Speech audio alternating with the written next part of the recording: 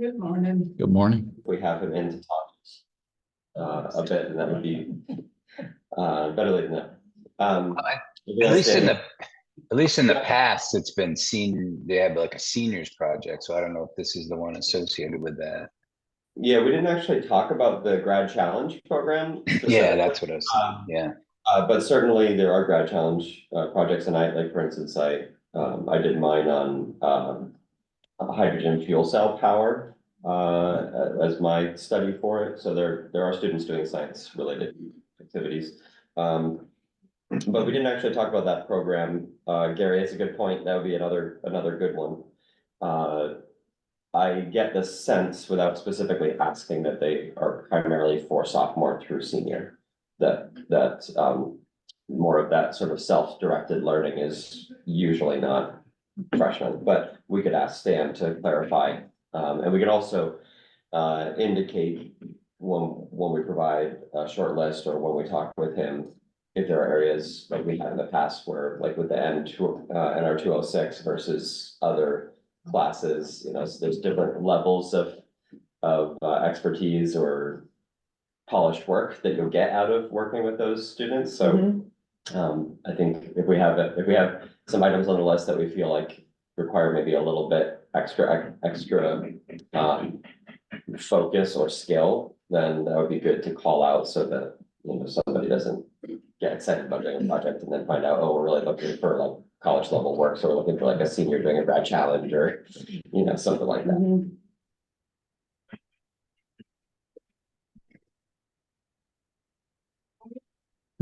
Is there more? Down below, I have one, yeah. Yeah, sorry, there's more. Yeah, no, it's good. Oh, there you go. Thanks. So I just wanted to caution us with one thought. I mean, there's a lot on here. If we like throw that all at Stan, there may be 10 students that want to do this, and then all of a sudden we have to, or somebody in the Conservation Commission has to work with all of them, which, you know, could be time consuming. Just throwing that out there. Yeah, this is the Good point, Gary. This is my divergent brainstorming portion, and if we want to narrow it in to a shorter list, or if we want to say, here's a full list, but we're only looking to work with 1 to 2 of these at a time, then, you know, that can help Stan manage it from that end. So would this be like a one-time project that they would come and help, like the mowing, you know, lower, you know, no mow and all that, you know, come in and do one project and then they're done? They have had students who have continued things that somebody has done in a previous year, or repeated something because it's a new experience for that student, even if it was done the last year by somebody else. So I would imagine that some of these are one-time efforts and some of them, like maintaining riparian plantings as part of a school activity, could be something that, you know, maybe there's like an activity each year that a class wants to do. You know, we're gonna build it into one of our courses that one day during that course, we go and we visit riparian plantings and we partner with the WCC on what area to go check out. And would it just be during the school year? Not These summer? would be during the school year. This is a good list. It's got, you have a lot of different things in there. Yeah, I think they could pick from, are there other towns as well doing the same thing around Williston, like all the? As far as I know, we're the only town who is formally talking with them about having a list, but Stan said that certainly with the budget challenges recently, one of the things the school has identified is that the student work is not visible enough in the community. If you don't have kids in the school, you don't know what the school is doing. And so the more that students can interact with the public, probably the better to expose them to the education system. So it is an emphasis of theirs. So I wouldn't be surprised if they didn't reach out to other towns and say, we're really trying to push on this. If you have projects, Stan does work with some local businesses too. So if students want to learn how to bake, he may have like a local bakery that they're partnering with, and students can go and they can, you know, do an independent study to learn process of baking, things like that. So they work with not just towns or nonprofits, but they also work with commercial organizations to great. provide experiences for students. Mhm. Reed, can I would you, like to do that with Williston Coffee Shop so that I can learn to recreate their treats at home. Do you think I could do that? I think you're. Become an intern. hey, Yeah, Reed, can you just explain who Stan is and what his role or title is at CVU? Yeah, and so his title and role was potentially gonna shift a little bit depending on what happened with the budget, so I actually need to check with him and see how that shook out. He wears multiple hats, and how much of the community outreach and engagement piece he's doing depended on what happened with the budget. Mhm. So I don't know, but he's basically like a community outreach director for student affairs at CBU. That's how I would describe it. Okay. Yeah. So he's got a really broad swath of potential Right. student interests. Yeah, and he does some matchmaking and some advising of other staff who support the independent study type work. Science teachers who are looking to build curriculum and do projects. So he kind of has his fingers in all the different groups that might work with us. A little bit less the Environmental Action Club at CVU, which is a little bit more of a club and a little bit less academic focused. So the Environmental Action Club, they said, certainly some of those students might get interested in doing some of these things, but they probably would do them through a class or independent study or something like that, or a grad challenge or a end of year. They have like a 2-week, whatever they call it. The name for it. Anyway, they have like a 2-week project that is faculty overseen at the end of the school year. That's not just for seniors, and those are most likely the venues that we would have somebody come forward and say, I want to work on something from the list. Thanks. And are you also thinking that we could add to your list? Oh, yeah, this is just to get the ball rolling. So if you wanted to add things, or if we wanted to narrow it and say, actually, some things on here that we only want university level partnership on, that's fine. I just tried to think of every time that we're talking about a topic and we stop working on it because we just don't have bandwidth to go there. And then put them all down on a piece of paper. If we had 8 Andrews, like what would we say we need to do? Well, we need to do all these things. But we don't have 8 Andrews. Well, one thing I can think of is, Andrew mentioned that Anne, our trail steward person, is busy.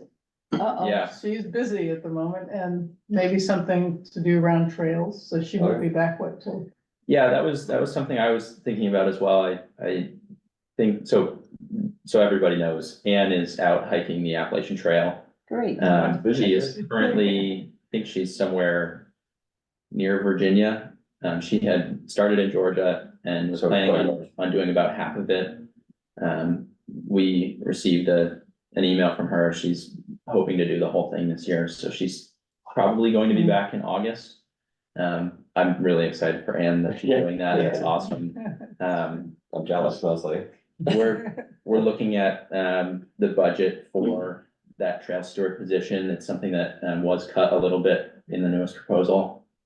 We'll see with the new vote, but given that budget, I think we're probably going to try to make do until Anne gets back. Maybe hire some contractors if we need, do some of the projects that we've historically done if like the Vermont Youth Conservation Corps is looking to do a project. But to Terry's point, with Anne coming back in August, there might be some projects that we are pushing off and into the next school year, into the fall. Maybe that's a time that a student could help.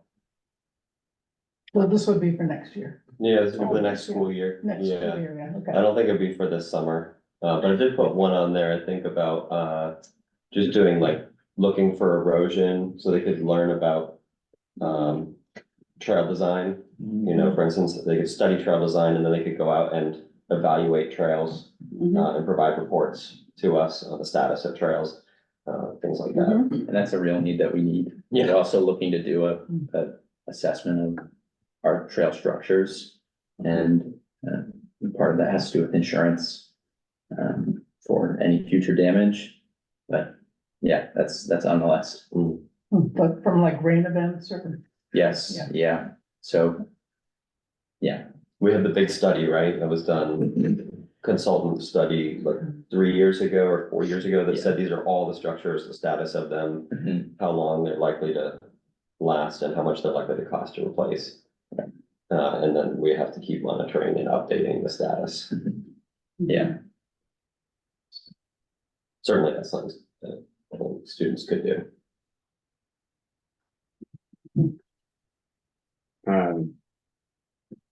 So I think that I think I mentioned this before, but it's important to temper our expectations with these right, school projects that we've had some success with the UVM students. Not always, but I think it's just, you know, as we're thinking about projects, you know, think about what is an appropriate capacity level of expectation for high school students. So Andrew, having I think it might be too much to ask the students to go out and inspect bridges for insurance. I would do. yeah, that would be More of a, I think I would be involved. yeah. I think more trail Yeah, clearing. one of the and- things I was thinking, Eric, is that Invasives. these are gonna work best if there's a member of the WCC assigned. Right, sign. So this is more like a partnership and less like, hey, here's a project, go do it and come back with a result. It's gonna need to be more like, here's an advisor from the WCC who will work with you, answer your questions, might help polish the work at the end before it's shared out or things like that. Or might help take a partial piece of work and then finish it. Because it's, yeah, you're right, we have to be aware that it's not gonna be ready to go first. Right, one thing I was thinking for trails is like signage. You know, do they have a workshop? Do they have a shop at CVU? Good question. That would be a Yeah, question like for with a Stan if you have router him in or this point. something, Yeah. so they could upgrade some of these signs that have been. Yeah. Yeah, And it Getting really on. helps that these are things that are also not super time sensitive, so if it's a project that it's like, it's okay if it doesn't finish, because we can just hold on to what they did. Like maybe somebody does the design of what the sign should say, and then maybe we just work with Stan and say, hey, when you have a fabrication class happening, it would be awesome if they print these signs, and like, as long as we're okay with it going slow and being kind of, you know, we still have high expectations that it's gonna Yeah. be beautiful and it's gonna be done quickly. I think it's, I still think it could be positive, but it shouldn't be, if we have things that we really need, and we need them on a certain time scale, and we need them to be done well, then those are not probably the things that we wanna throw over to them. Mhm. Okay. So thoughts on some of Reed's projects on the list here that jump out to folks? For me, I was thinking about, I like the mapping. Oh God, how do you say it? Tree Island. Yeah. I like that one. I think that's a good scale of work for high school students, but also I can't remember when that program was started, but it's very possible that some of these students were involved in it. It's been around for 10 years, has it? Yeah, there'll be some students, I've been on for working on it for at least 4 years, so there'll be some students who maybe were in middle school and had First year. parents and they, Mhm. you know, were aware of it or walked it before on a tour, and certainly all the elementary school students have done tours of it, so there'll be students coming up through who have seen it. Yeah.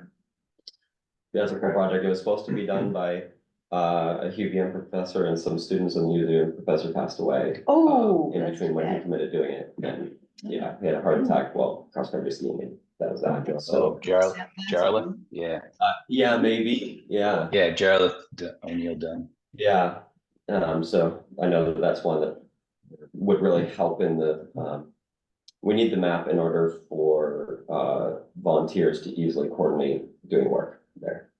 To water trees or check whether they need their protective fencing fixed or removed and things like that. Hmm. Students are usually minors, so I don't know, we'll have to figure out the insurance situation. If they're working on a school project and they have, let's say, a staff member with them, it may be different. Because I think that's because the schools come out and use, anyway, we'll have to figure the insurance thing out, but I think student projects are more likely to be okay than just the, like, public events. Right. Yeah, I'm sure the school has that all figured out, the insurance piece. Yeah. Um, So Reed, is the next, what's the next step as far as CVU and you go? I mean, are you gonna throw this at Stan and say, these are the type of things, but we will Yeah, pick so, a couple that are important to us and that kind of stuff? my instincts are to keep a longer list to start with, to talk to Stan. And then have him help us whittle it down to a shorter list that would be more appropriate for students to take a look at. Also, Stan will ask questions. He'll be like, what do you mean mapping up a Zeeman? Yeah, And we'll be like, well, there's, 400 to 500 trees have been planted, some have been protected, some haven't. We're looking for some sort of map that volunteers, right? We're gonna give all that color to him, and then he's gonna be like, okay, yeah, that's a good one, let's keep it on the list. And he'll put notes in there for students to understand it. And there might be others that we tell him about, and he's like, no, just. Mhm. And I could meet with him before he talks with all of us to go over the list too. To make it efficient use of time when he comes, but he said he's happy to come to a meeting and talk about the types of things that would be beneficial. so I think I'd suggest, I think as Eric did too, that, maybe I mean, this is a great list. This would be something to just throw at him and say, these are the type of things we're thinking of, but I think we should pick 3 or 4 that not only do we really need to get done, but that we feel somebody can support from our group, so that we don't end up with a bunch of things that we'd love to have done, but then the important things don't get done. I don't know. I'm just a little Yeah, cautious no, about that. you're right, and we need to make sure that we have the capacity to serve as a mentor for that student on that particular project. Do you think the kids would be more drawn to like things that they could do on the computer, I really- create something on the computer or Honestly, I don't hands-on? know. I Yeah. think we might be surprised. I think students have pretty diverse interests, and so you might get somebody who's like, I don't really, like, wildlife isn't my thing, but I actually would love to build a map. Because it's just, I'm into mapping things. Or somebody who's, maybe they're learning GIS stuff and like, yeah, I really like to have a practical thing that I could map. Mhm. So that would be a question for Stan. I'm willing to basically put my hand up and say, if a student wanted to work on one of these, I could be a mentor for the first project that we do with them. I'd be happy to do that, and I know Stan really well. We've known each other a long time, so.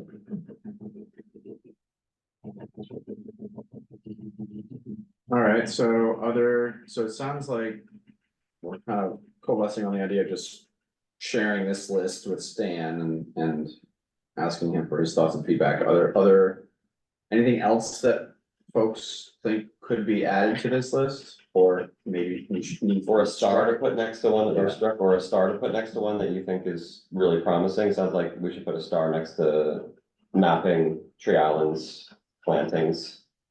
And the trail signage one, like, if they have the potential to, I mean, certainly design new trail signs, but if they have potential, the ability to fabricate them too, that could be. If they have a shop there, yeah, just a router, or they might even have a laser or machine that does that. I would be I don't really have much to add I think until I would hear from Stan. I'd like to hear his perspective of what students would be interested in and capable of, and like what he would think an ideal project from his point of view as an educator, and also what his experience would say students can actually like reasonably sign up for. I don't know much about CVU, but like Eric, my kids are 1 or 2 years away from being there, so I do imagine that they have a pretty full schedule, and yeah, I guess I would just like to hear from an educator about like what kind of projects would be useful and interesting. So I think taking some initial ideas to him is a great idea. But more, I think we should expect to have more once we actually learn more about what they would be interested in. Yeah, I think it's, yeah, definitely this list is a good starting point for the conversation, and we can see where it goes to Stan and refine it as needed. I just had one more Yeah. that could be easy. And that is, I know Burlington just had their city celebration and they do a bio blitz. It's a worldwide bio blitz. And just organizing it's pretty easy to organize a bio blitz, show people how to use iNaturalist and set them loose somewhere, say. you can Document even- what's here, anything? Wherever, it could be at Chapin's Park. 'Cause it's a- Catamount. It could be Catamount, it could be, pick your Mhm. trail and see what's there. That's Right. cool, I like that. Mhm. Another one I think might be bite-sized is, I have the one on there somewhere about like a infographic. Yeah, This Um, one, we also have- yeah, so it could be about the role of the Conservation Commission in Williston, or it could be about something else, but I think creating an infographic is something that would be appropriate for a high school level to like go out, look at examples of infographics, learn how they work. And then take some information from Oh, like yeah. Andrew and a contact here, and then build something that we could use. That's a nice. That seems idea, too. bite-sized, and somebody Yeah. who's interested in visual arts or written communication would be good at that. Graphic design. Yeah. Mhm. Yeah, Use for, we use our graphic designer all the time, put together infographics, exactly that kind of stuff, so. Yeah. if someone's interested in that topic and graphic design background, that could definitely be a good hit for either that one or for, last two bullets that are highlighted there. Yeah, Mhm. Outreach I highlighted materials. these as kind of similar. Yeah, actually, that would be probably helpful for Stan, if I could work with Andrew to group these into types of activities. Mhm. Sort of like in the field activities versus maybe like, the infographics and communications writing stuff. Versus, like developing a map is kind of on its own, that's a little bit different type of project. Combination of in the field, you'll have to go out and look at stuff, but then go back and figure out how to map it and how to communicate it. Okay, great, I think that's a good start, so, Reed or Andrew, I don't know who the contact is with Stan at this point, but. We're kind of both on the email string. We can just write back to him and let him know that this is a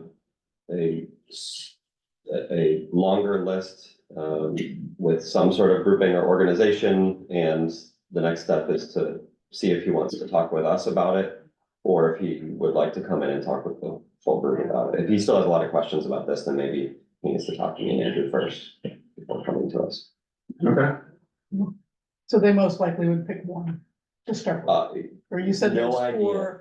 four adults that. are It in said that this. there's 4 staff, and those 4 staff have many students or classes. Yeah. And then there's, Mhm. you just don't know. I mean, to the point about the signs, if there's a fabrication class that's gonna happen and they're looking for real world projects to build things for, you never know. They might be like, oh yeah, we wanna do that one too. And now it's 2 or 3 things. But I think whoever made the point about not doing everything at once, we have to be very clear that these projects probably require oversight from somebody on the commission, and we're volunteers, so we probably can't handle more than 1 or 2 at any given time if working them.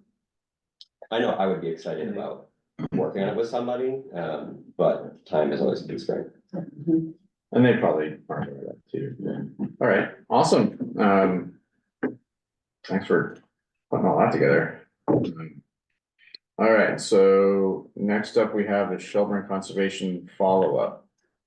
I'm sorry I wasn't able to participate in the meeting last time. How'd that go? It seemed like from the minutes it went pretty well. I got some good feedback. I think so, yeah.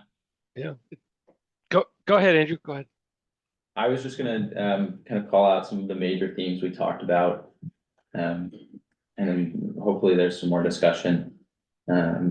it was a great conversation. Don is the chair of their commission. It was good to talk to him, and then we also had Gail online. Some major topics we talked about were Shelburne has a separate vote for their conservation fund, which we were talking about for a little while. Reed, I think you were asking some questions about that. I agree that it's interesting that they have that separated out, and we can unpack that a little bit. They were talking a bit about work with land trusts and also working on a land trust of their own. I know that's something that in Williston is a conversation as well. And then there was a point that I think was maybe glossed over a little bit, but it was a little unclear to me. Sounded like they were requesting funding throughout the year, or had something set up where they could request funding when it wasn't just budget season. I don't know if anyone else picked up on that. Like if there was a project pending, something, Yeah. a piece of land came up for sale, they could Yeah, request. The way I had interpreted it, and I don't know if this is what others got out of it, Dave, let me know what your thoughts were, but I thought he was saying that they waited until they had a project all ready to go, and then in the next year's funding, they would include that request. So they didn't request money ahead of time, they waited until they had a project ready to go and then requested the money the next budgeting cycle. Which is probably why one of their major initiatives moved at a very slow pace, and at a pace too slow for the landowner to actually find compelling. That was an interesting example when we asked of something that they had done recently. There was a property next to Shelburne Pond that they had identified as being a critical or sort of target parcel, but it did sort of sound like they could only acquire pieces, like little onesie twosie at a time. So I'm wondering if I didn't pick up on that annual appropriation, that would be a huge barrier in my mind if it became one. I'm not quite even sure how that's possible if they're getting 100,000 to 50,000 or whatever a year, but it was definitely they had a target parcel. They conserved a bunch of it, but there was a perception that because there was some subdivision that had gone through that It took too long. it took too long, that the owner couldn't sort of close the deal fast enough, and so the family of the estate just basically went ahead with some subdivision, despite the interest of the town.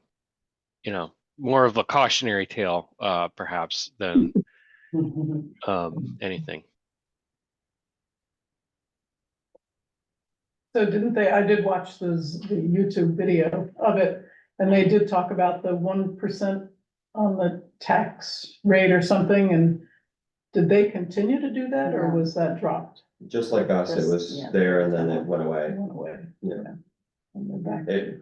They said there was a big change in the winds with the select board there and it went away.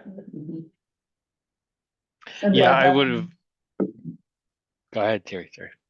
I just by having it as a line item, budget item, you would be guaranteed, the townspeople would vote Right, on it. And it seems like there is a lot of support in town for conservation. So maybe, yeah, that seems like you would know. But it'd be yes or no, whether you would get it. So, I like the idea of having the specific vote because it gives it some visibility, whereas a line item buried on, page whatever of the budget and not discussed on Monday night doesn't capture the imagination, and it certainly doesn't create awareness, whereas a line item certainly does. I mean, just in the days after this year's vote, neighbors talking to neighbors, the question in my neighborhood is, what the heck was that parking lot that we all voted on, So I don't know, that could also be something that is not welcome, because didn't we vote for this last year? Why do we have to vote for it every year too? So, that could be detrimental. hearing some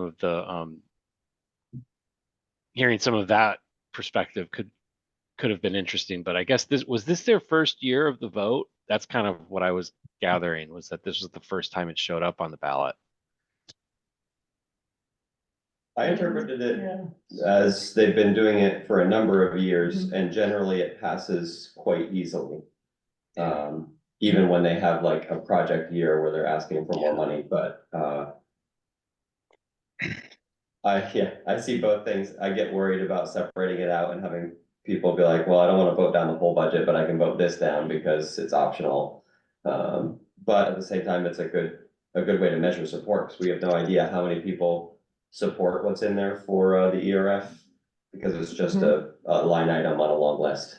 So we don't really know what the support level is. I know this year or last year, Eric, you proposed to the select board that the fund be brought up to 800,000 and then kind of capped at that and carry a balance of 800. So there is a point where we would stop asking. So it's, in a sense, it wouldn't be for every single year. There would be a point, unless we used it to conserve land. So if people said, well, are you just gonna keep asking for money and keep putting it into this fund? And you could say no, that we're trying to build up to 800,000, keep that in a fund, you know, for when parcels come available, and be able to work on, I guess, more than one at a time. Desirable parcels, right? Not just Right. any parcel. Right, desirable. Yeah. But And that some- raises a great question, Terry, which is that what are those desirable parcels, right? Like what, how do we define that, right? Like how do the, Well, We do. we do have Yeah, we that. have a list.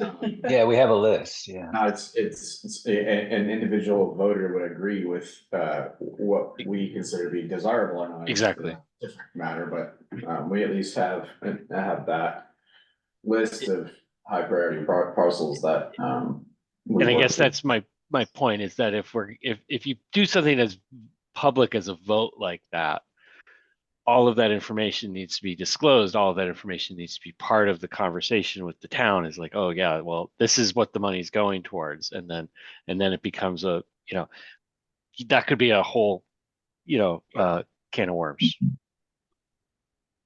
Could be a good can of worms to open though. So, all right, so Barry and then Reed.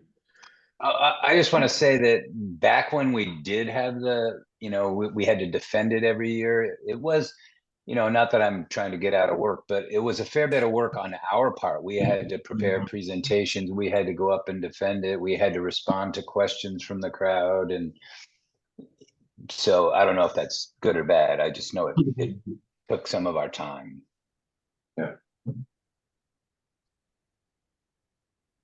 Yeah, I don't know, I guess I'd say that's part of the public process too. Right, yeah. Reed? Yeah, the other thing is, they talked a bit about the public pushback to the prioritization list, that when people noticed that certain parcels were identified as high priority or desirable, that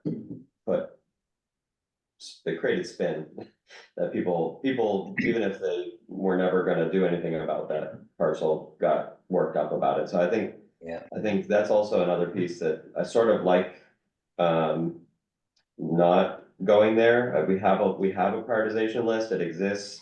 It's technically discoverable by the public if they want to go and look at it, but the reality is we're not going out and actively trying to acquire these properties. We don't have any money.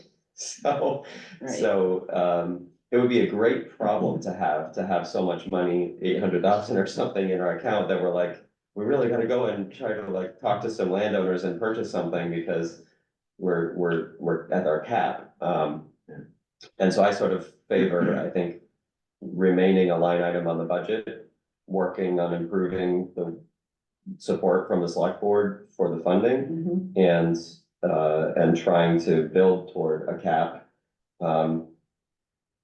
Because I think it could seem attractive to have it as a separate line item and publish the list and everything, and then maybe we find ourselves in a little bit of a war over it when it's not even really a amount of a molehill. Yeah, that's a good point, Reed. And I guess I see that, as the landowner engagement piece is like one of the next steps that we'd envisioned for the Wild About Williston effort. And that could be a good project for one of these CBU students as well, to at least develop some outreach materials and, We do have one on the list about like, answering Yeah. like a FAQ on what are my options to preserve my land? How can I avoid Mhm. taxes while preserving habitat, questions like that. yeah. And, I do think that it would be like, the time is approaching where I think it would be good for us to develop an outreach effort to go to take to those landowners that are, that own the high priority parcels on the ERF map. And then maybe even the medium parcels as well, because eventually someone will figure out that their parcel is on that map.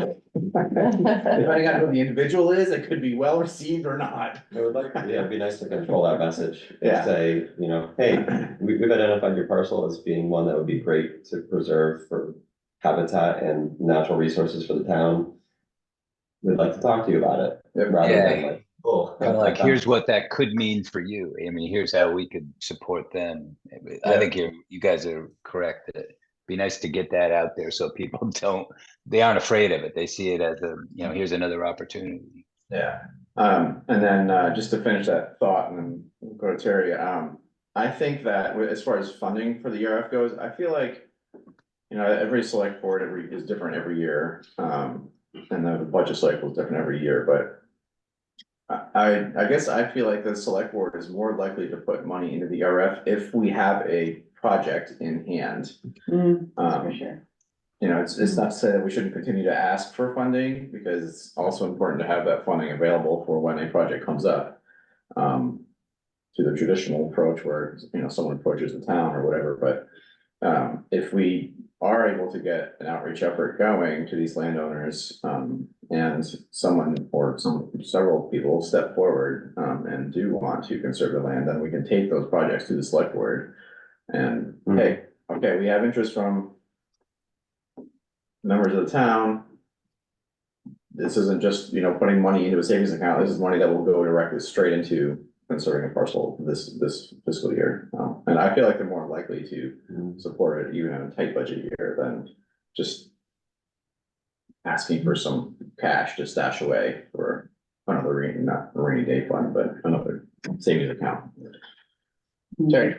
So, yeah, so I just think that continuing on with the, what we've been doing, if you look at, you guys put together that graph, and it just seems pretty erratic, how the funding comes in and what's going on. Sometimes it's 0, sometimes it's 40, sometimes it's 70, and how it makes it hard for the commission to really, be able to plan ahead. And, it's, I think, difficult to wait till something comes up. And, a good example an example was the Hershkowitz piece of land where, it was really kind of, back and forth a bit, because it was gonna drain that fund all the way down.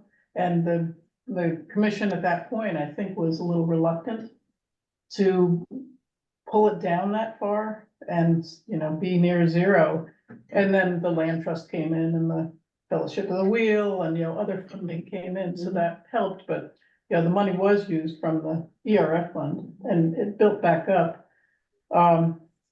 But Eric, you've done a great job. I've been at the last 2 years of the budget select board meeting. And it really starts with, not the select board, but it really starts with the town manager. And they are the one that the offices, they're working on that budget. Yep. And they're the ones that are coming up with either 0 or 40 or 70 or whatever.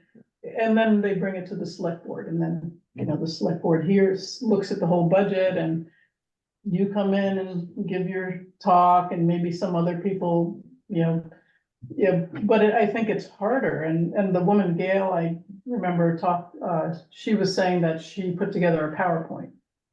And really kind of like the Wild About Williston, she made this presentation, which I think would be pretty effective. If we were gonna continue I know it's a lot of work, extra work to put that together, but to have something to present that they could see and, you've given them reports, but on the Zoom, everyone that watches that video can see it. It's open to everybody, the public.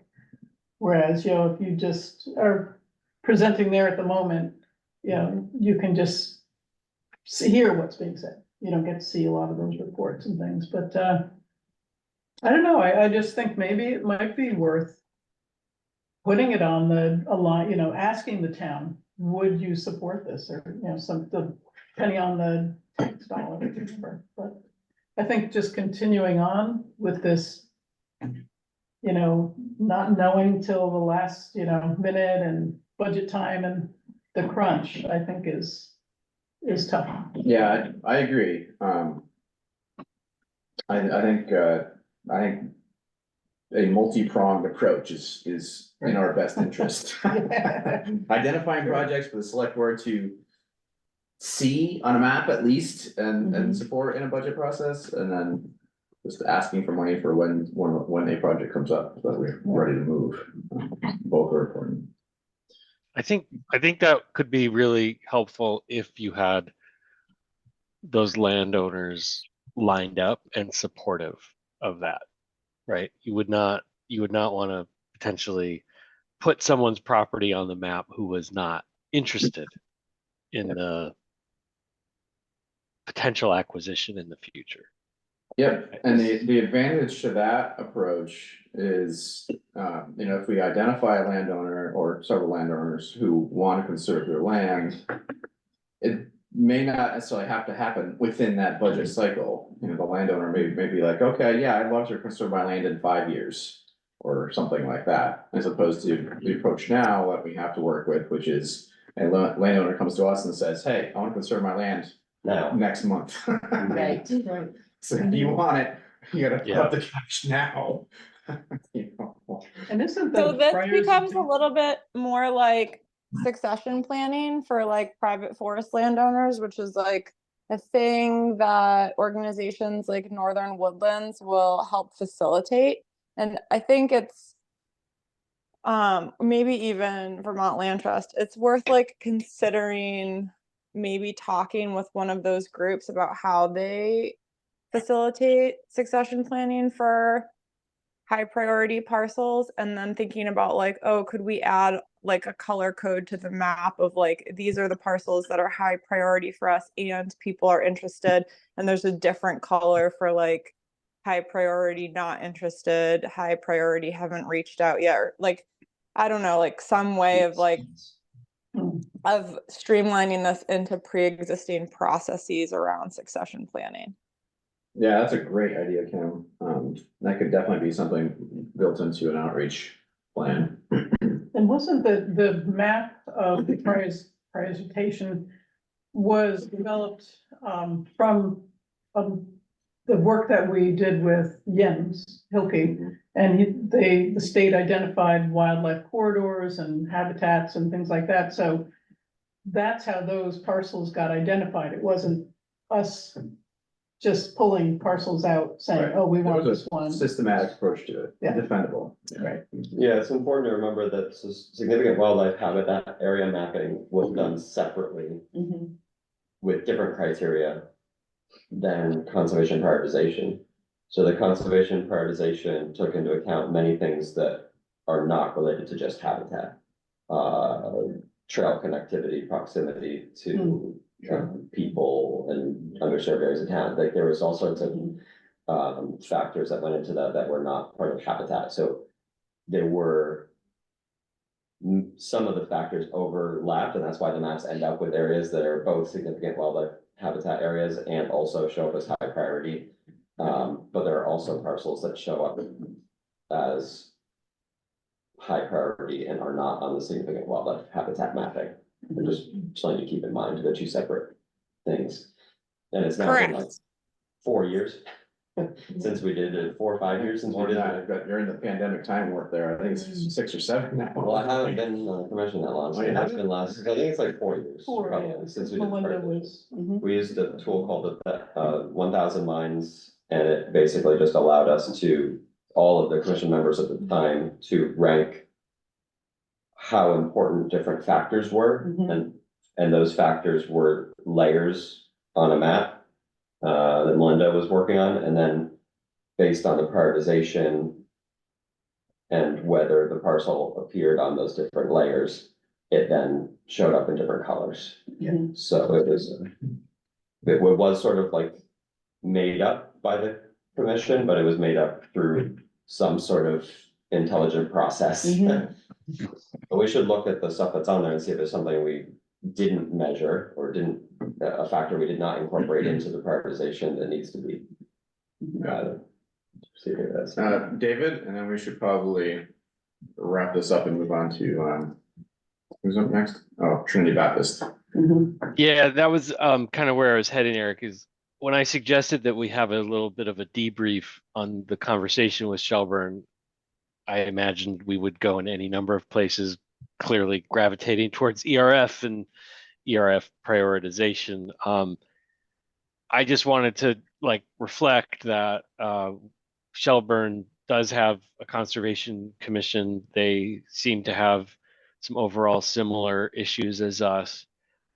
They offered the opportunity for a strategic partnership or just, generally information exchange. I can't imagine that we would need a liaison, type role, but, they finished their presentation with that, and we'd love to hear more about what Williston is doing, kind of offer. And so I wanted to put that on the table as well, as far as, do we want to have any future discussions with them, and is there anything that, any particular interesting things that we're doing that we should bring to Shelburne, and potentially in the interest of info sharing. Yeah, that's a great point, Dave, and I think that would be definitely a good thing for us to reciprocate with Shelburne. We can certainly take the ERF presentation on the road, so to speak, that Simon, I guess, gave at the Wild About Williston event. To Shelburne and share that with them there and chat with them a bit more about with their commission about how we do it and here in Williston. There is, Andrew, I don't know if you've been connected into the what was that what's it called, the South Chittenden Regional Conservation Group or something like that. It's like Williston, Shelburne, maybe Charlotte and Champlain Valley Conservation Partnership. That one, Is that? yes. Yes, yep. I've been to 2 of those meetings. We have another one today, actually. I'll be attending. So that's how that connection with Don was originally made. And we do see representation from Shelburne, Charlotte, South Burlington, Heinsberg. I think those are the St. George, I think, too. Would that be a better venue than just like, would it be beneficial to the other towns for us to talk about how we fund and prioritize conservation in our town? Kind of where I was headed with that idea, but as well, it would be, the pros and cons would be, you're hitting, I'm not sure if the Conservation Commission members attend, obviously we don't. Right, so you'd be working with the staff from the towns. There's a Bring mix. it back to the Conservation Commissions, but. Generally, there's a mix. Heinsberg, Alex attends the meetings, he's their planner, and then they also have a Conservation Commission member there. Some are conservation or DRB members, some are staff members. So. Where do you meet? Generally in the South Burlington Town Hall. Okay, so you're still doing that. I know there was some question about still meeting there. I don't know. Not that I know of. Okay. Yeah, since I've been on, it's been there. Oh, that's great. I'm glad it's still going strong. Yeah. And just one last, just something I remember on the last meeting was that, sounds like land trust was a little bit more than what Shelburne was interested in taking on. Just sounded like it was Oh, really? a paid staff sort of thing where they would, instead of a volunteer, it would be, you would need more of somebody that was paid. Was that, did I hear that? She said that they looked into it and they didn't. They looked pursue it. into the idea of a Shelburne land trust Right, and. Yeah. well, it was- The whole thing sounded incredibly complicated. it was very. Yeah, it turned me off from trying to do it. Big time, big time. I mean, yeah, that's it, we should move on, but that's definitely a conversation for another day. I kind of feel the same, but there's certainly other opportunities, regionally, I think that we could look at. So it sounds like, back to the topic of, do we reciprocate? Possibly the ERF presentation, could be of interest. I would love to share this prioritization matrix. I know I've seen it before. I'm having trouble finding it, but that could be potentially something interesting that is worth sharing if we have something like a document that sort of identifies that. That could be of interest to Conservation Commission in a regional perspective, something they could think about having for themselves. Yep.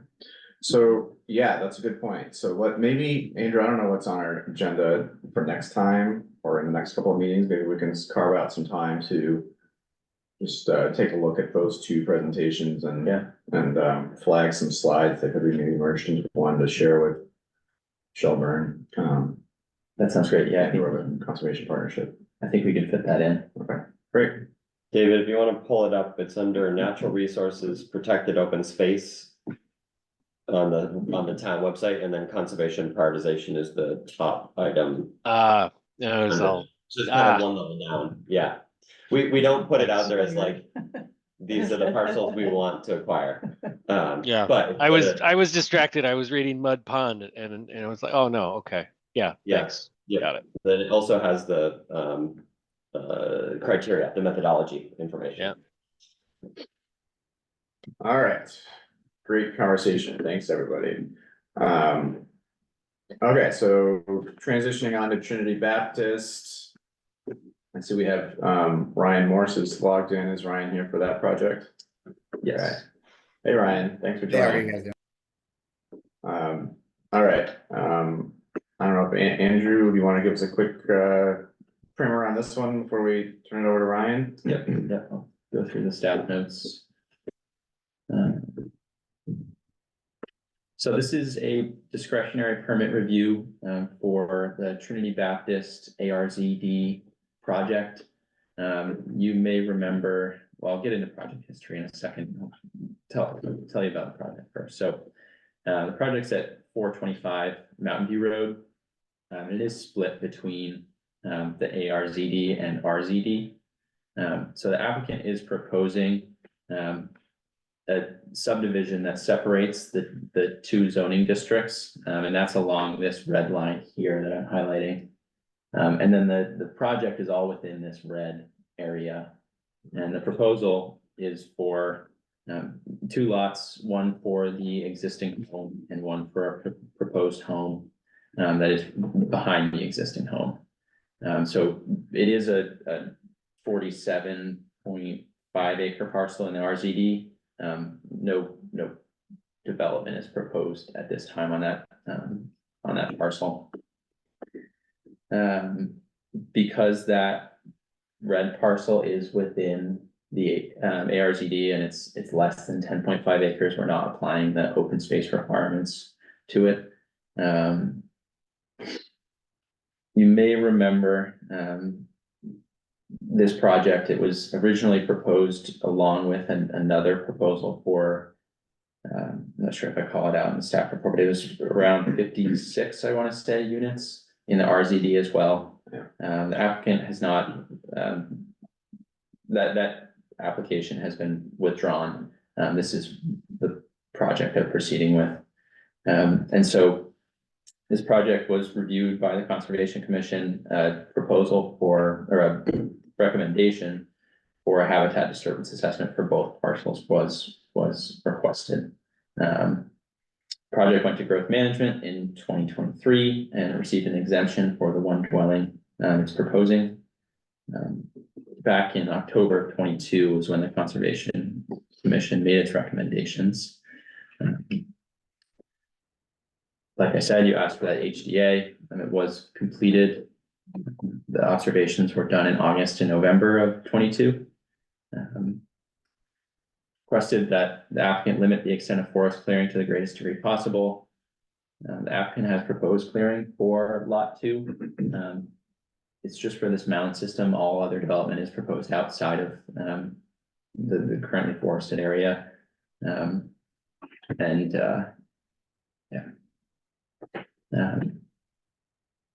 Talk about this a little bit in the next bullet as well. The site plan does show the half-acre building envelope that is allowed. The Conservation Commission requested that the building envelope be shifted east to avoid the significant wildlife habitat area. There is also a wetland that was avoided, and it overlaps with that area. No structures or forest clearing shall be allowed outside the building envelopes.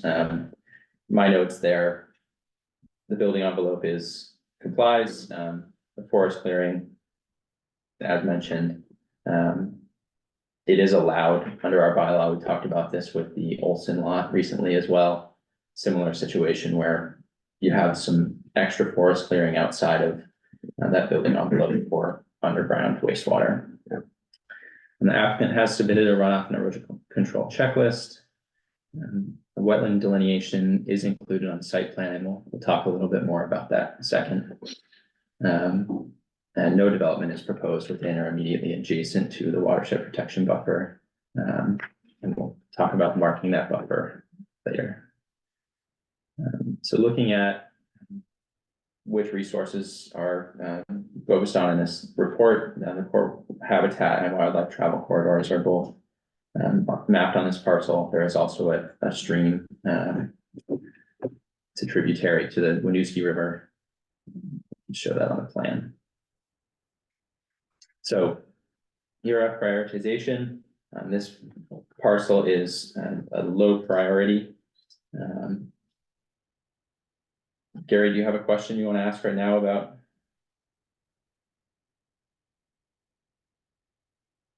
All right, I'll proceed. Might be an overhand. So, and then looking at the official map, there is a desired trail mapped on the official map. It's in this kind of green-blue dashed line here. This is within that RZD parcel. Staff's opinion is that that is outside of the scope of this project. Sort of not recommending that the WCC or DRB request a trail easement for the application. This also had to do with Jacob Krantz, and obviously with our updated plans, I think that will be necessary. Yeah. The SWHA, it is in the SWHA area, and the applicant submitted to HDA. And the HDA concluded that the development will result in no direct impact on core habitat or wildlife corridor. The development avoids the corridor associated with the stream, and the clearing around, or the development for lot 2 is proposed in an area that is currently grass, currently mowed throughout the year. The HDA does recommend that the watershed protection buffer for the unnamed stream be widened on the eastern side to the 350-foot line on the topographic map. This line is mostly wooded, so staff is recommending that the WCC discuss and confirm if this line should be placed where the applicant has proposed, and it should also discuss where how the buffer is marked on the ground. Staff is recommending signage along this line to demarcate the watershed protection buffer, because it is mostly wooded. It seems that landscaping or a fence would be, that was good. Let's see, I'm gonna scroll over the next few sections because they're not impacted in this project. So looking at watershed health, I've kind of already gone into this. But it's not, the development is not proposed to disturb more than 2 acres. It is defined as low risk under our bylaws. The applicant has proposed or has included a runoff and erosion control checklist as required. The applicant has proposed a delineation of the wetlands that is required. And then looking at the buffers, I just referenced the discussion previously on that corresponds with recommendation 2.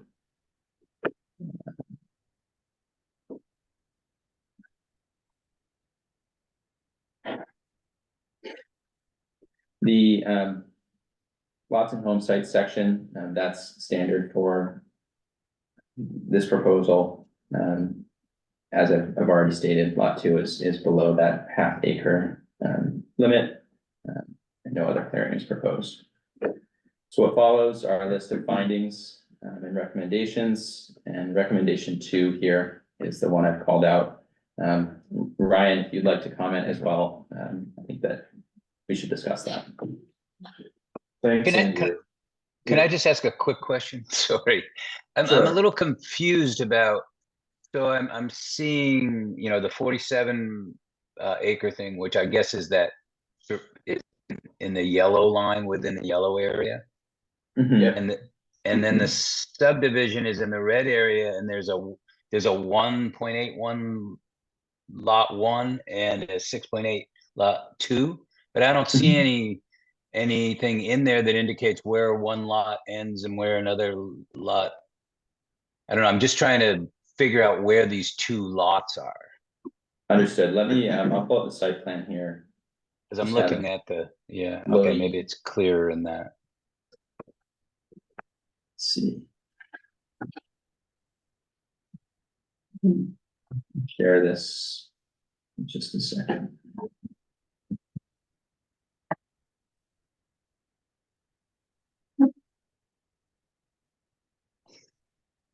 So this is the plan for the overall site.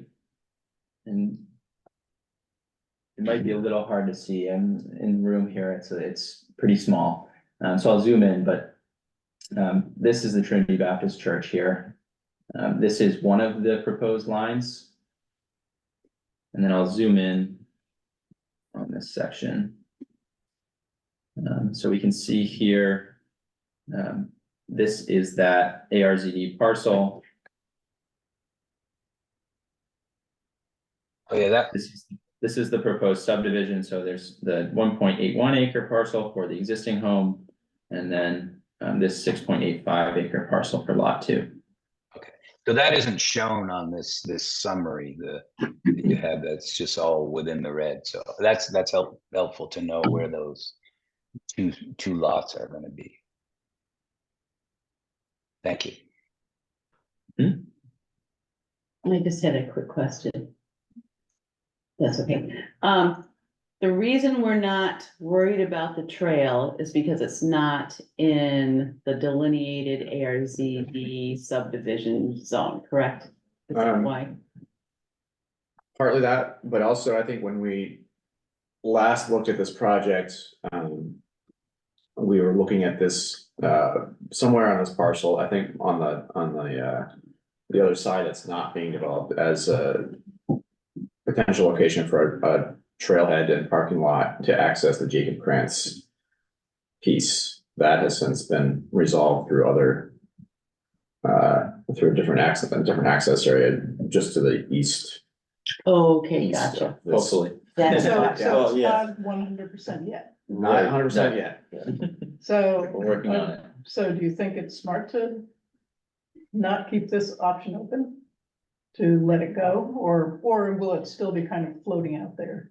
If they decide to develop the other part? Exactly, that last bit Yeah. you said there. It's a subdivision, that separate parcel will still be there. We will keep that. That will stay on the official map. Okay, If they propose development on the RCD parcel, that may be something that we discuss. okay. And I had a question about Oh, it says existing, okay, I Yeah, see, it's so the up existing there. is up there. Yeah, and I'll just call out to the, that 350 foot line is dashed in blue here. You can see there's some clearing adjacent to the existing septic, but it's mostly wooded.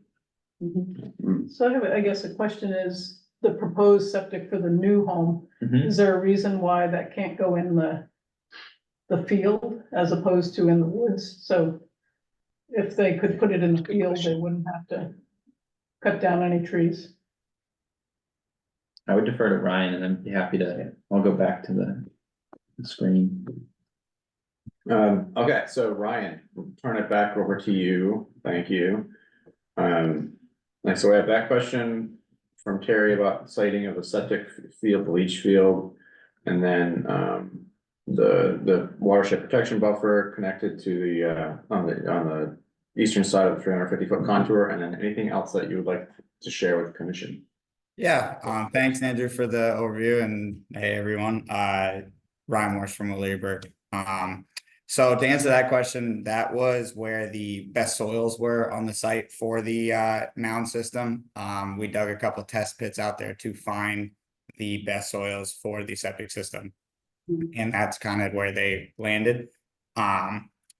That's, I would have to go, if any further information, I'd have to go to the actual engineer who did the test pits, the designer who did those, but that is the explanation I have for the mound system. The only other thing I wanted to touch on was I just mostly wanted to hear your guys' discussion about it, but the demarcation of the wetland buffer. We have slid it to the 350 foot contour as the HDA recommended. And we don't feel the need for any demarcation physically. Signage is obviously the most agreeable to solution there, but I just wanted to throw some numbers that we have. That 350 foot contour is in spots 25 feet, 60 feet, and 10 feet further than the normal 50 foot wetland buffer. So already it has, it's been extended by varying distances. And then also the closest corner of the building envelope to the wetland buffer is 145 feet. So I just know that there are some wetland, I believe in the wetland protection rules that they only call for demarcation of buffers when disturbance is proposed within 25 feet of them. So I just mostly was just wondering your guys' stance on that, and kind of just wanted to hear the discussion there as far as if that was something you guys did want to see out there, the signage Andrew was talking about, or if that was something that was unnecessary here.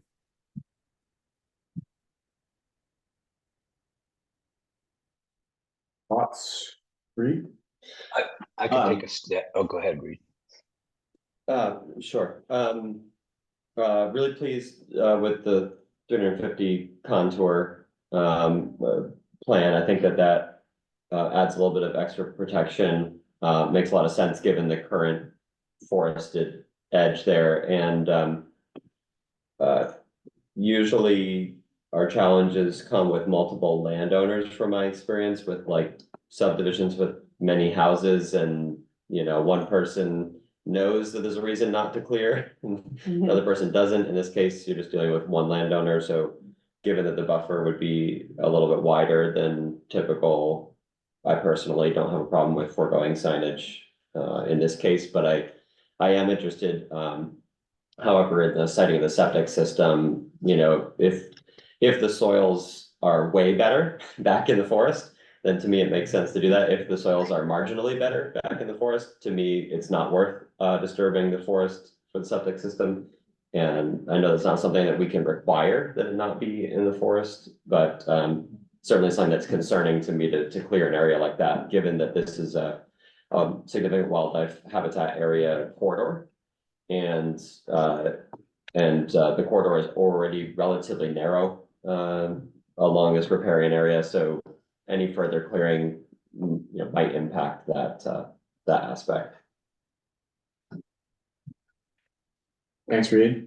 Gary, did you have anything you wanted to add? Well, yeah, I differ a little bit from Reed in the fact that it seems like if we don't identify that buffer, whether it's 50 feet or 100 feet away, we've found in the past that people do occasionally impinge on it, and therefore it becomes a real pain for us to enforce in the future.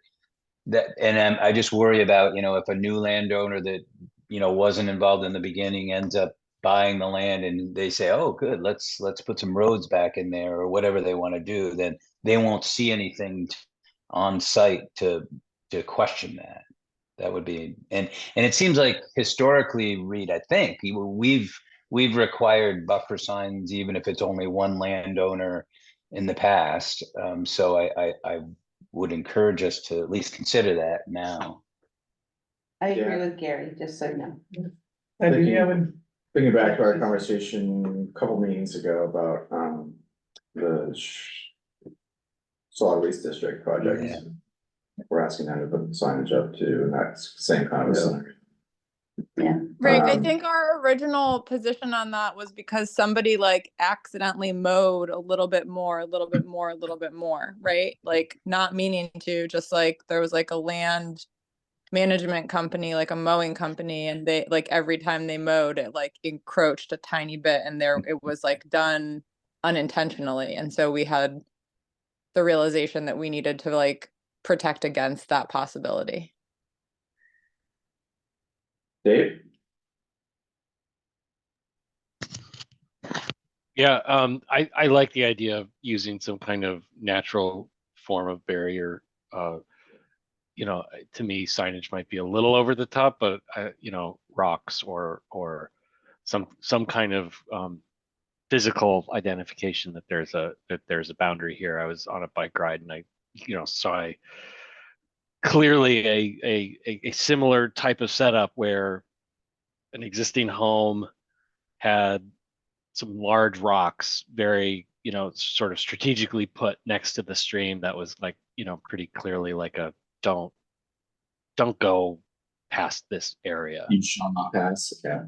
Yeah. So I thought like something that is subtle but obvious, if there's such a thing.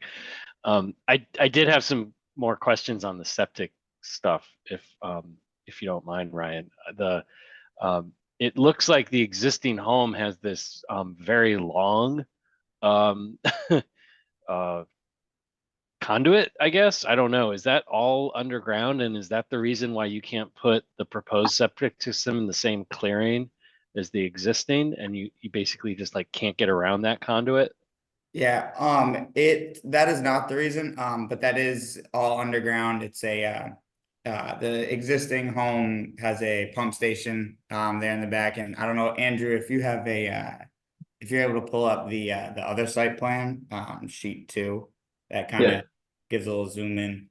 But it is a force main underground that it can be relocated if that were necessary. Our first option obviously was to not disturb any of that and leave it as is, as it currently functions for the property. With the test pit question and the septic system location, I was looking in our drawing, and we do have other test pit locations in that open field area that you guys are talking about, in the cleared area. And so my immediate reaction is that if we did test pits there and the system isn't in the cleared area, that the test pits weren't good. I am unable to find the logs or anything right now. But my immediate thoughts are that if we did test pits in the field, they weren't good enough. But obviously that's something I can revisit with the designer as well. Yeah, I was wondering the same thing, Ryan, because that's having it way up there in the where it's proposed is an additional cost to the homeowner as well, to pump it way out there and clear all the land and dig it out and all that for the mound system. Right, okay, yep, with the additional force main, yep. Terry? that does, yeah, it makes sense that, if they went to the expense years ago, the soils are better up there, and I was just thinking, I don't know what the soils are like there, but if, speaking to Dave's question about putting boulders, if while they're putting the septic system in, they do run into boulders. That would be a great place to trundle them over there and use them as a boundary marker or a buffer marker. Sorry, I just wanna, with the boulders and everything, one reason I wanted to talk about the demarcation part is because, you know, we did conserve all that area as to not be cleared. So to get those landscape, you know, if signage is something that we can be agreeable to for the demarcation, something obvious stands up right in front of you if you were to walk to it. But that's kind of, I just wanted to make sure, I just want to talk about the boulder thing as far as that you'd have to propose clearing of some way to get the boulders out there with an excavator. Yeah, I was gonna That make makes that sense. point as well. Strongman competition. Yeah. So Yeah, signage is, yeah. I was just gonna signage. airlift them in and drop them in. Yeah. I don't, yeah. It may not be practical. Yeah, if they to- were on the property, fine, but if not, yeah, not to plug them in. I don't know if it would be, trying to look at the map. So Practical along there. to put some boulders up along the western edge of it looks like there's a cleared area for the existing septic area. But otherwise, yeah, asking them to install boulders out in the woods along that boundary line may not be maybe counterproductive to what we're looking for here. Yeah, I guess I don't mind signage as long as it's semi-permanent. It's not just a piece of paper put on Yeah. a tree. I mean, it'd be nice if it was something that was very clear and you know, as long lasting as possible. Yep. Ryan, do you have an example of the signage that you were thinking of? That I was actually just thinking of as well. I was gonna try to figure something out. I do not have any recommendation as of now. I know that I know that there has been proposed signage in the past on wetland buffers like this one. But I am unfamiliar with the design, I guess you could say, of them. I do agree that obviously you can't just throw a grade stake in the ground with a 8.5 by 11 sheet of paper on it, but yeah, I don't have an example. Sorry. I would add to that list ribbons. Ribbons are not a permanent Right. demarcation. Those are temporary. Does the town have I don't you know, have a, something that they could recommend? I mean, I we can think recommend like- them yeah, each. so, I'm thinking, Yeah. you know, the sign when you cross from Talcott into Catamount, it's like very subtle. It's like maybe metal, like a really thin, like I'm thinking it's aluminum. Does anybody know what I'm talking about? yep. Um, So There you go, yeah. this is something we talked about with the CSWD application, and obviously that's a different scale. But something that I actually wasn't aware of is that the Act 250 projects now they're moving towards signage for a requirement to demarcate wetlands. The sign was a little different, but it's a similar sign to what you'd see in a parking lot as a directional for handicap or no parking. That level of signage. Something metal is gonna last tens of years, not Yeah. that's, years. Yeah. Yeah. Okay, so I guess I would propose, let me get back to it here.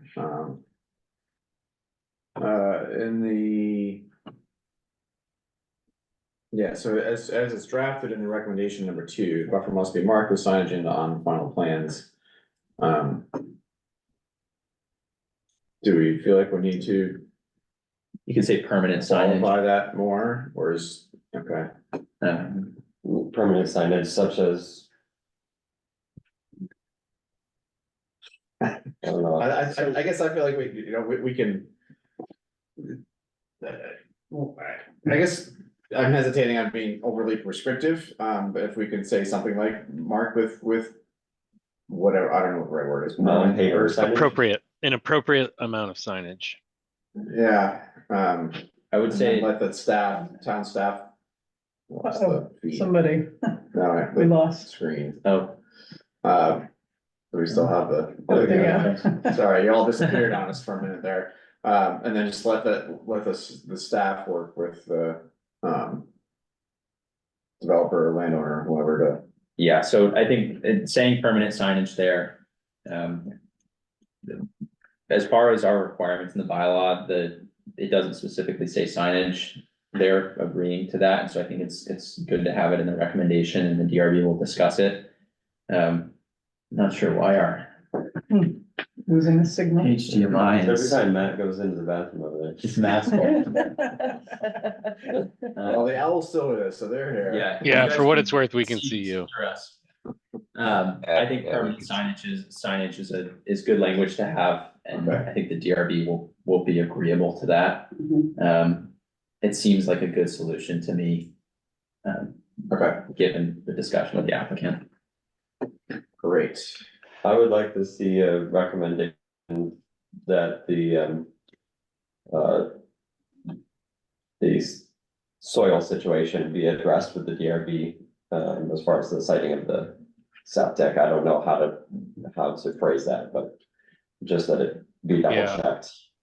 Yeah, That it's not a Double checked. marginal benefit to have it back in a cleared forest area. So I guess on that note, there's a finding number 5, that says it's within the significant wildlife habitat area, but that the habitat disturbance assessment concludes development will result in no impact to the significant wildlife habitat area. I guess based on this conversation, I don't think this commission agrees with that because of the clearing that would be required for the proposed septic. Is that a statement that the commission would agree with? And do we want to see a change to number 5 as a result of what we just discussed? I'd like to clarify something too before that discussion. I'm just gonna pull up the map here. You say it's relevant. It may be hard to see. We've got 2 shades of green. But if you try to make this a little. So this is the existing house. And you can see this dark green layer is our core habitat. Now I'll take that off and show you the corridor. It's very hard to see. I'll trace the edge here with my cursor. And my point of bringing this up is that this corner here of forest is actually not marked within that core habitat or wildlife travel corridor. The HDA discusses the grass area here and how that is marked as core habitat. It's a mowed area that's, I assume, has been mowed, and I think it was farmland previously, so. Yeah, I would agree Just wanted that the core habitat is probably incorrectly mapped here. And I would also say that I think that the travel corridor, it's arbitrary to say that it stops halfway through the forested area. The entire forested area provides protection. So even if you're not removing the trees where the animals are traveling, you are reducing the buffer visually for them to feel comfortable passing through there. So anyway. Yeah, I think in addition to the core habitat, there's also value in not cutting down trees from a carbon sequestration standpoint. And I also think that, it could be that's the optimal place to put it. Maybe slightly less expensive than putting it in the field, but we're seeing some value to leaving that forest as is. So it may be worth the additional expense to request it to be at least investigated, the possibility of moving it into the field. Yeah, it could be just, if the soils are more clay in so the mound in that area, then the mound system would have to be larger. Yes. Yeah, that's what I was thinking of. So, okay, so so a couple things on this one then. There's finding 5. So do we want to rework finding 5? And then before I forget, do we want to add a recommendation number 3 that addresses the siting of the mountain system? And encourages the DRB? Is it DRB? Or what's this next? To, examine whether or not it would be possible to site the mound system in the open field. So, number 5. So number 5 is calling out the results of that HDA, what they're saying in the HDA. Okay. Okay, That's, so that's. Can't change that. We're not. yeah, Okay. It is what it is. edit that. I would say to, the point about the third recommendation for clearing, there's no grounding in the bylaw to require that mound system outside of that wooded area. I would expect the DRB, if it was a request, a recommendation that isn't, kind of worded like a requirement, that they can then translate to a requirement, I would expect the DRB to strike that. Okay. We can still recommend it though. You can, yep. I think we should. Mostly because Ryan, I would just like the conversation to be had about, hey, does it really need to be in there? Cause I mean, somebody designing a septic system is probably thinking about cost, is probably thinking about effective design. They're not probably thinking about, do trees need to be cleared? So I just want to have that conversation to be had. Yep, understood. And this HBA was done under the old, right? Yeah, 2023.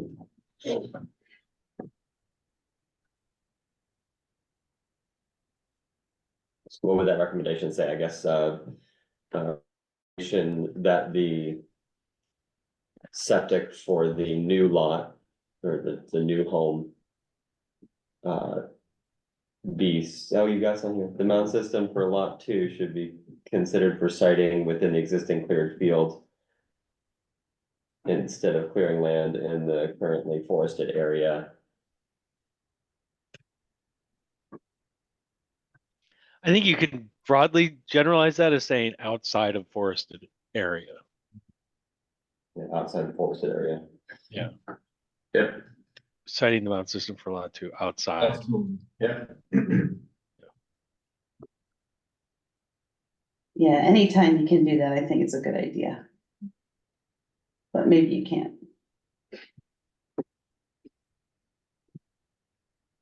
Okay. Anything else on that one or on the findings and recommendations in general? Okay, Carrie, is that a new hand? No, Yes. sorry. Okay. All right. Not hearing anything else, can I get a motion to approve these findings and recommendations as amended? So moved. Thank you, Reed. Can I have a second? Beat me, second. Reed. Slow on the draw. All right, so thanks, Terry, for the second. Any discussion on the motion? All in favor, please say aye. I, Aye. Any opposed? Any opposed? Any abstentions? Motion carries. All right, thanks, everyone. Thanks, Thank Ryan, you, Ryan. for the Thank you. time today. Thank you, guys. Have a good rest of the Thanks, day. Ryan. All right, I see Deb is here. Next up is Green Up Day. Deb, sorry, we're running a little bit behind. No problem. I talked to Deb and I wanted to give her a bit of time to provide an update on our pollinator garden over on the school land. We had a great meeting with Todd and actually a representative from the school as well. So Deb, if you want to provide that update. Sure, I'll make it quick. So the article in the Observer went out. We got a bunch of seed packets from American Meadows, 2 kinds. So those can be given out at Green Up Day. I noticed that the library is also doing a pollinator workshop on Green Up Day too. So I dropped off some seeds for them to give out there. We're going to work with the science teacher to help plant the garden. And I'm also going into the classroom to explain the project. we're getting a donation of perennials as well. So one section will be in the front perennials, and in the back will be wildflower seeds. I'm not exactly sure how those are going to grow, so putting those in the back. And then possibly planting raspberries as well in the unmown area. So it'll be a demonstration pollinator garden, and then unmown up until the T in the path. And it'll be signed to explain what's going on there. And the only thing, we're also getting some free mulch from Chapin. So everything's for free, but I'm thinking we're gonna need some fencing, and maybe chicken wire stapled to hardwood stakes. And last time I was here, I heard there may be a couple $100 for budget for this project. So I'm here to also ask if that's possible, because I think the rabbits are gonna maybe eat everything, which would make this whole thing very Yeah. sad. Raspberry sounds like rabbit food. Yeah, on the raspberries, before I forget, do you have a source for raspberries? Cause I have a bunch that I need to thin out in my yard and have to contribute. That's awesome. Yeah, Chapin was thinking it would be silly to buy bare root raspberries, but I just didn't want to go around Williston digging up people's raspberries because I just don't have time. Give But my address, you come dig away. yeah, We actually were looking for raspberries recently, and when we put it on Front Porch Forum, we got no fewer than 12 people who said we have them come dig them. So that's an the idea thing. is- I don't want to So, dig them, but if anybody wants to like bring them to the site, that would be What I'm awesome. wondering, Deb, is could we do a raspberry donation day and ask people to dig their raspberries and bring them to plant at the site? Is that something you think could be feasible? How many do you need? I mean, the classroom times are very specific. Okay. It's like 11:05 to 11:55, and then, I Okay. can't take on more coordination at Yeah, this yeah. point. I'm already in too deep. How many raspberries do you need? I think just like 20 or so would be fine. Okay. Really, Yeah. it's more of like a secondary addition, so it could be even added over time, but probably they need to be fenced as well. I can help digging if Eric's willing to donate his. Yep. I can do that. Okay. Yeah, I could help Good. digging. Too. I might All take a right. couple. Okay. Deb, what's the timeline for the fencing? The planting day is May 14th, and if anybody wants to help with the kids, you're welcome to, or maintain after. So the fence should go in at the planting day, by planting day. Okay. Okay, so that gets us to the request for funding for the fencing. I'll look to our treasurer. Do you happen to know if we have money in our supplies budget for fencing? Andrew might know a little bit better, but I think there is, every year the Conservation Commission gets $1,000. And I don't know if any of that was spent. Last year, I think Simon bought some cones so I'm not positive of the balance at the moment, but I think a couple $100 probably would be doable. Thank you. And I can see if, Parks and Rec has stakes that we could use, and then we staple the chicken wire to the stakes and, I think $200 is the budget. Yeah. Will work. I think we can. Okay. So should I make a motion to $200 to the Sustainable Williston Group? Is that Yeah, for fencing and? I would designate it to the project. Yeah, so, It'll yeah. be something we're doing, the Is this- Conservation Commission is doing to contribute to the project. Yeah, I'll be buying it and then Right. coordinating with Deb on getting it out there. Okay. I'll second your motion to the project. So the motion is to allocate up to $200 for fencing for the what is the name of this project? Green up there? Green Up- Not Green Up Day. Sustainable. We'll call it the Well, demonstration pollinator garden. Perfect, to that. Thank you, Deb. Love All right. Sorry, okay, so we have motion in a second, any discussion on the motion? All in favor, please say aye. it. Any Aye. opposed? Any abstentions? Okay. Motion Sorry, I carries. didn't unmute right away. Okay, It was like a sticky button. yeah, I will do that very quickly. Okay, great, there we go, so, Andrew can work with you, Deb, to get the supplies you need for the fencing, and I will get you, 20 raspberry bushes, or transplants anyway, somehow, somewhere, I'll email you about that. Okay, sounds great. Thank you so much. I have a question for Deb. And in the group, so the article was lovely in the Observer. Yeah, thank you, Deb. Yeah, I thank don't think you. we've updated what's on our website about No Mow May and Raise the Blade and Unlawn America. So I was wondering, should we make any updates there, such as adding a link to the article in the Observer? I think those stick around for a while, so it would be good for at least the next year, and then we could review it at the next No Mow May. But I don't know. Yeah, and maybe a call out to pick up free seeds. Doesn't the town, don't you have a page for Green Up Day with all those? Yeah, links? yeah, so I can add seeds to the Green Up Day if it's not already on there. Mhm. And then we could also make the article in that page. Yeah, We can also, I'll put the link on the No Mow May page as well. okay, that would be great. It also might be good to just add a note that there's a demonstration garden if you want to see what it looks like, and this is where to find it, go to the whatever the intersection by the disc golf on the right path, and you'll see a demonstration garden with signage or something, just something to direct people there. Yeah, after May 14th. Yeah, after May 14th.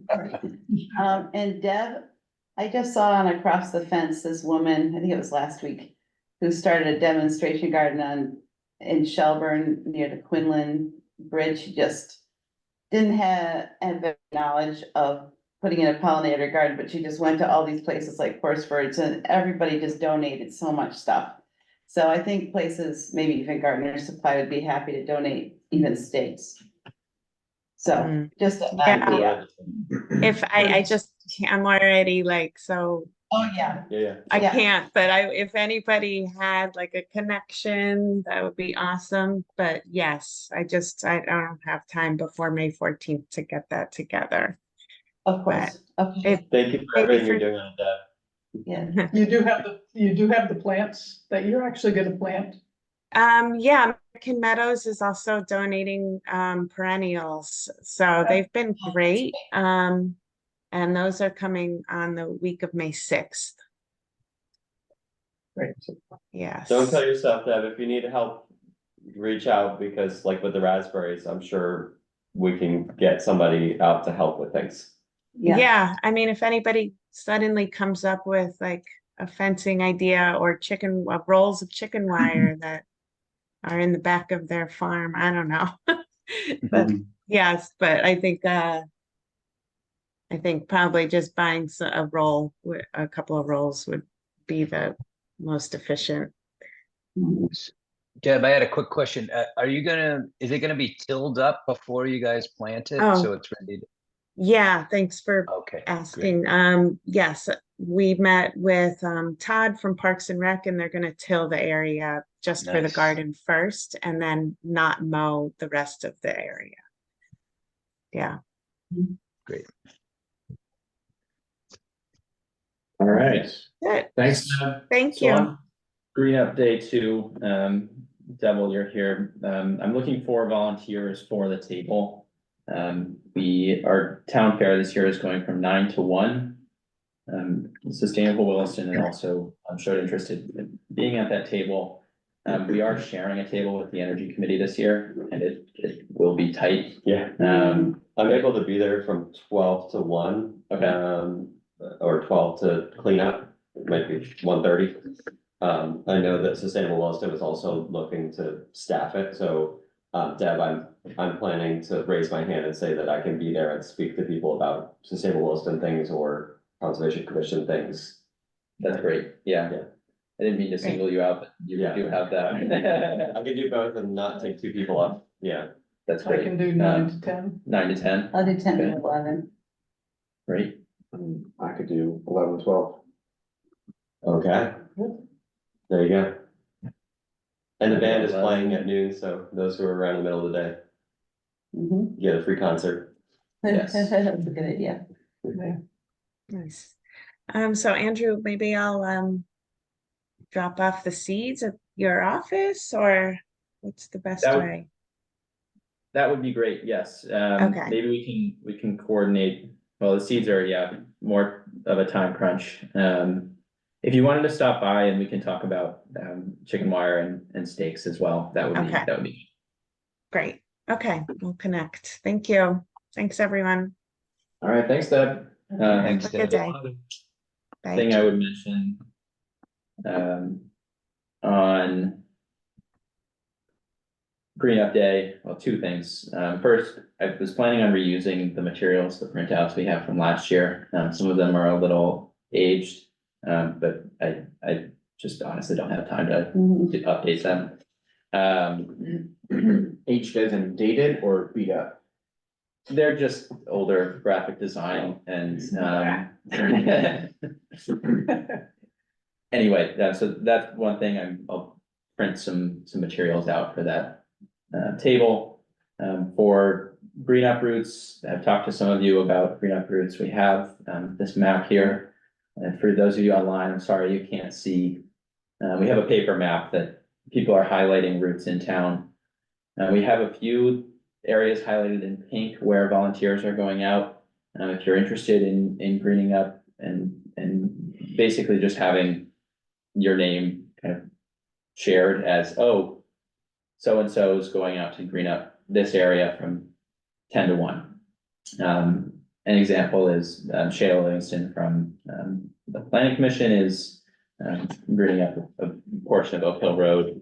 She'll be out there for 2 hours. And so if people come by and they say, oh, we want to go to Oak Hill Road or somewhere near there, say, okay, well, you might see Shayla out there. If you want to go green up with her, she'll be there. So kind of an open invitation. But I appreciate everyone who's volunteered for the town fair, and I think that's also valuable, so. At one point, last time we talked about this, or a while back, we talked about whether or not we could do any sort of traffic control on like Mountain View and some of the other busier roads. Mhm. Did that ever get anywhere? I didn't, no.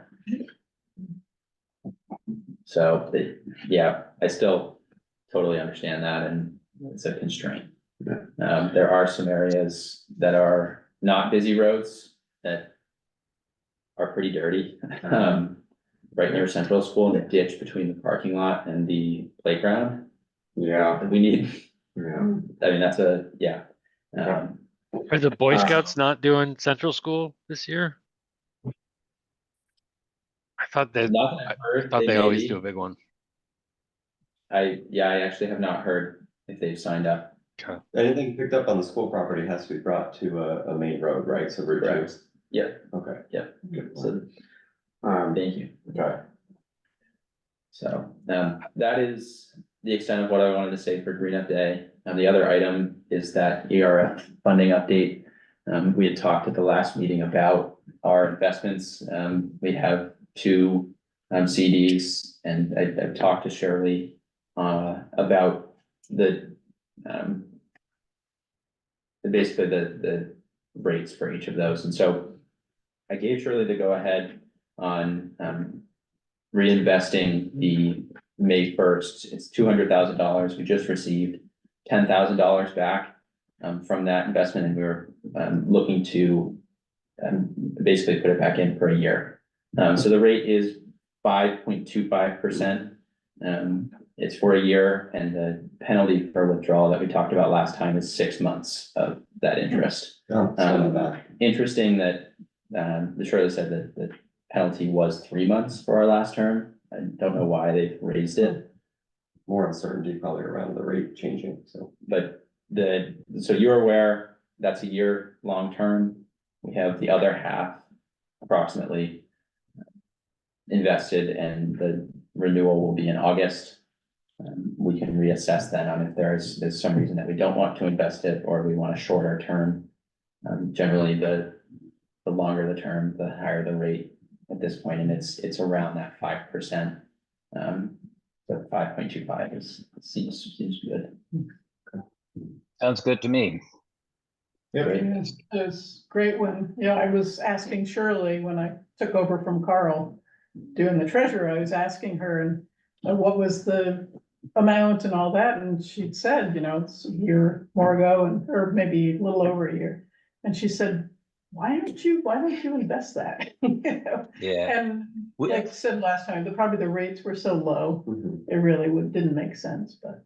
Yeah, 10,000 we asked for years, I mean, for the last 20 years to have it invested in, and they weren't into it at all until recently.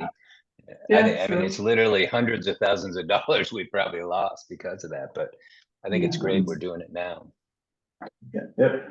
Reed? One last quick thing about the ERF funding, and that is, I did read in detail the budget update, from the select board. While the trail steward role was impacted, partially the ERF funding amount of 40K remains in the proposed budget, so just an update on that. Thanks for that. I just assumed that was gonna be the first thing to go. No, it's still in there.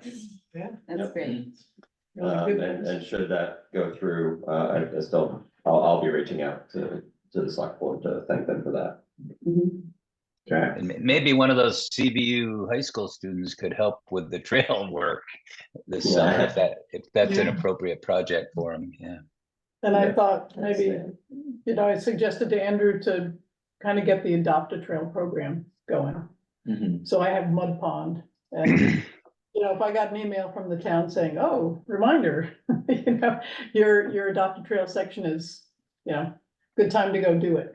Yeah, that would be. Or even just to let them know that we need extra help from our Adopt a Trail folks, because we're short on our trail steward this summer. So if you could, pay extra attention until we get the trail steward back, that'd be helpful. Remind them and let them know that there's more value in their work. Yeah, I think that's a great idea. It's something that I'll be working on. Cool. Yeah. Excellent.